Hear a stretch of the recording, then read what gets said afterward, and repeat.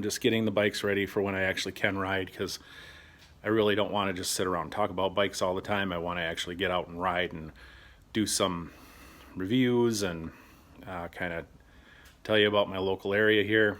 I'm in Chippewa Falls, Wisconsin.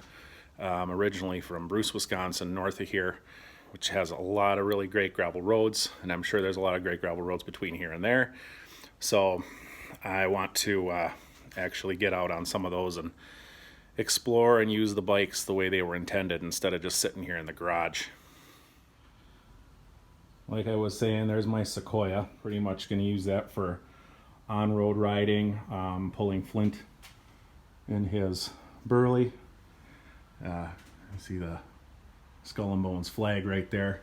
This is my Fargo that I got back, set up exactly the way I had it when I sent it off. I didn't sell the pedals with it or the aero bars, but I still had all of that stuff. It came back to me with the same physique saddle, which I love. With the aero bars, it gives me the freedom to move back and forth. It's a nice flat saddle, and plus it flexes nice when you're on a long gravel ride, and then it has the thud buster.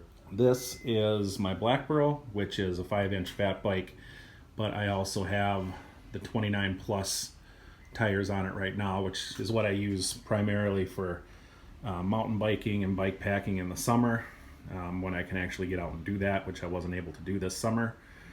But that was the bike that I had before I had these other two, like a year or so ago, and I set it up with wood chippers, and it was good, but it just didn't have the right gearing in it. But I'll walk through all of these bikes individually a little bit more in depth in the future, because they all have really strong points and they all have weaknesses. That's why it's always good to have the right tool for each job.